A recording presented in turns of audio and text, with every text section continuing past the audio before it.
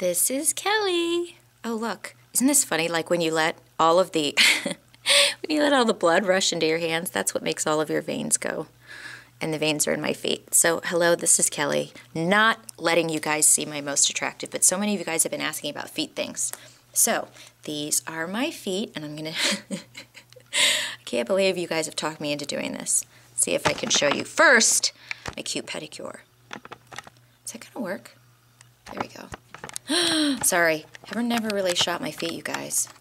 There we go. So there's my new pedicure. And there's my feet with all of my veins sticking out because of the way I'm standing. But here's what I'm going to show you. We've been talking a lot about, or I was telling you guys a lot about yoga, right? Let me see if I can do this right. And I was talking a lot about how it's teaching me to stand. Now, I don't know if you guys, I don't know if this is going to show you, but I have like an arch. Can you see? Like I have a really, if you look at me from the side, I have a really strong arch. So some people have a really flat foot. I have a very natural arch in my foot. So I notice with yoga, it's teaching me that, like if I stand and I don't do anything, do you see how I'm standing? See this from the side? I kind of like, I'm also double jointed here in my knees. So I kind of stand and all of my weight when I'm standing normally, it's here. I lean heavy, heavy, heavy on my, what's the word? On my heels back here, and all of my weight is here. I think part of this is because when you're teaching lower body moves and you're teaching squats, they teach you, you know, when you're in a squat to put all of your weight back in your heels, right? So if you're like this, you have all your weight back in your heels. And they teach you to, you know, make sure that you can wiggle your toes in a squat, right? So that you can push up with your heels, which activates your glutes. In yoga, if you're doing these moves, this feels so dorky to be shooting this video like this.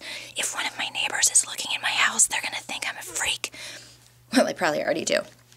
Anyway, so yoga is teaching me, you know, especially when we do our warm-up, he'll ask us to breathe in and go up on your tippy toes, okay? Do you guys see how I'm able to stand up? When I first started, I was like, just to hold like this. I'm still up on my tiptoes. You'd think that would be easy, especially for someone like me that's in heels all the time.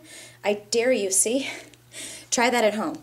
Go up on your tiptoes and see how long you can hold it. Now, do you guys see how my toes are like clinging to the ground? See that?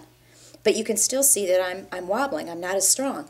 When I see other people in class doing this, he'll go, breathe in, and then he says, hold it, hold it, hold it, breathe out, halfway, halfway, halfway, and then go up. Most people cannot hold that. And you'd think, as an adult, that would be a really easy thing. Try it at home. Now, with 1 foot poses, when you have to take your weight off and do 1 foot, okay, do you see how my foot is wobbling? Do you see that? That means that my foot, now I'm much better, but I still tend to put all of my weight over here on the side. So with yoga, you're really learning to put more of your pressure. We're going to have Danielle Diamond talk about this, one of our Fitfluential ambassadors. But you have to learn to strengthen the front part, strengthen all of your toes. For me specifically, I'm learning how to really put my weight more here on the inside of my foot. Do you see how I tend to stand like this? So when I'm at home, I'm practicing like this. I'm practicing going up like this.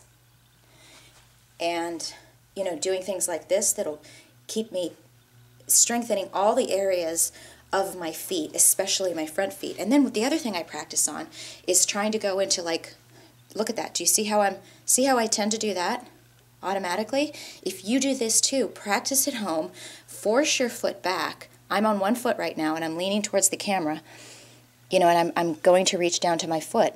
And just keep practicing. But do you see how, you know, how much I'm moving? That means that my body, like my friend Kelly was saying, the yoga teacher down in Miami, your body's always going to try to ease into what's easiest for it. So again, when I stand, I find myself at home. Look how I'm standing. Do you see this?